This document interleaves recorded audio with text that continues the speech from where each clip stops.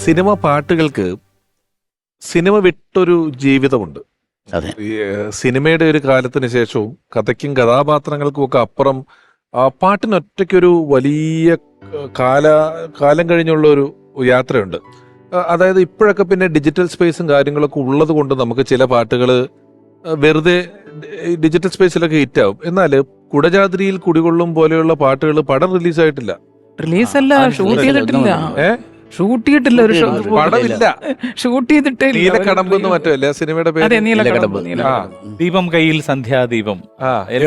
മറ്റേതുപോലെ പിന്നെ നീലക്കുറിഞ്ഞി ആ പാട്ടൊക്കെ എന്തോ. ഇപ്പൊ നേരത്തെ ശരത്തേട്ടൻ പറഞ്ഞ ലിസ്റ്റിൽ വരുന്ന രണ്ടുപേരാണ്, ഒന്ന് ജയകുമാർ സാറും അതുപോലെ ഭാസ്കരൻ മാഷും.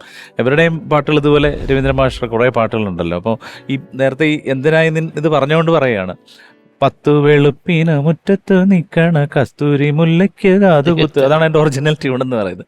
കവിതയായിട്ട് എഴുതുമ്പോൾ അതുപോലെ മറ്റേ പാട്ട്, അതുപോലെ പുലർകാല സുന്ദര സ്വപ്നത്തിൽ ഞാനൊരു പൂമ്പാറ്റയായിരുന്നു മാറി, ഇങ്ങനെ മാഷ എഴുതി കൊടുക്കുന്നത്. എഴുതി ഇങ്ങനെ കാസറ്റ് കൊടുത്തേക്കും. രവി, ഇതാണ് ഞാൻ ഉദ്ദേശിക്കുന്നത്, ഇത് ചുവട് പിടിച്ചങ്ങ് എഴുതിയ മതി. അതായത് വരിയുടെ റെഫറൻസ്, അദ്ദേഹത്തിൻ്റെതായിട്ടുള്ള ഒരു ട്യൂണ് അദ്ദേഹം എഴുതുമ്പോൾ ഒരു വരുമല്ലോ. അതാണ് ഈ കവിത എഴുതിയിട്ട് രവി എന്നിട്ട് ആ കാസറ്റിൽ ഇങ്ങനെ റെക്കോർഡ് ചെയ്തേക്കും. രവി ഇതിന്റെ ചുവട് പിടിച്ചങ്ങ് ചെയ്യോ എന്ന്. അതാണ് പുലർകാല സുന്ദര സ്വപ്നത്തിൽ.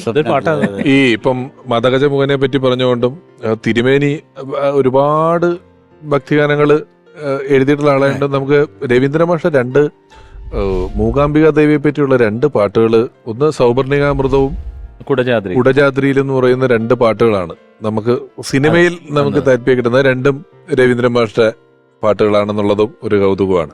അതുപോലെ കൈതപ്രം സാറും രവീന്ദ്ര മാഷും കൂടെ ചെയ്ത തരംഗിണിക്ക് വേണ്ടി ചെയ്ത ഒരു അമ്മേ ശരണം ദേവി ശരണം, കണിച്ചുകുളങ്ങര.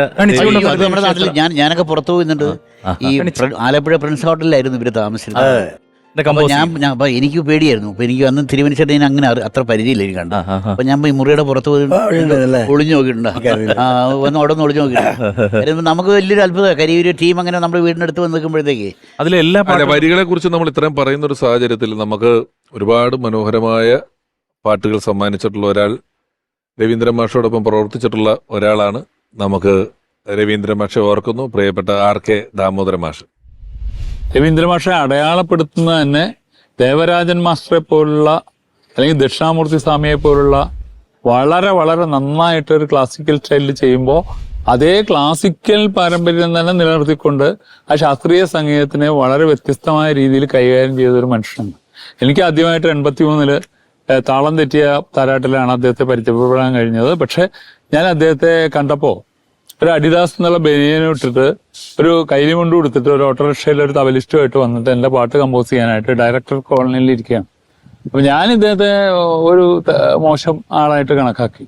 കാരണം ദേവരായ മാഷിന്റെ അടുത്തും ദക്ഷിണാമൂർത്തി സ്വാമിയുടെ അടുത്തൊക്കെ പോയിട്ട് ഈ ഇങ്ങനെ ഒരു അഡിദാസ് ബനിയനൊക്കെ ഇട്ട് വന്നപ്പോൾ ഞാൻ വളരെ അണ്ടർ റേറ്റ് ചെയ്തിട്ട് ഇദ്ദേഹം ഇങ്ങനെ ചെയ്യൂ, എന്റെ പാട്ടൊക്കെ ചെയ്യാനായോ എന്നൊക്കെ ഞാൻ വിചാരിച്ചു.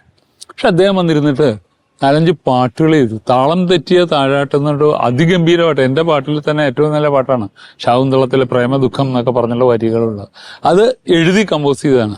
അതിനു മുമ്പ് ഈ Sindhu, I love you Sindhu, Hemanta Geetham പോലുള്ള ട്യൂൺ ചെയ്ത പാട്ടുകളുണ്ട്. അപ്പൊ ട്യൂൺ ചെയ്ത് എഴുതിക്കാനും എഴുതിയത് ട്യൂൺ ചെയ്യാനും ഒരേപോലെ കഴിവുള്ള ഒരു വലിയ മനുഷ്യനായിരുന്നു രവീന്ദ്ര മാഷ്. അദ്ദേഹത്തിന്റെ താരകെ മിഴിതൽ കണ്ണീരുമായി എന്നുള്ള സത്യനന്ദിക്കാടിന്റെ പാട്ട്, വികാര നൗകയുമായി എന്നുള്ള കൈതപ്രത്തിന്റെ പാട്ട്, ഇതൊക്കെ വളരെ വളരെ വളരെ നല്ലതാണ്.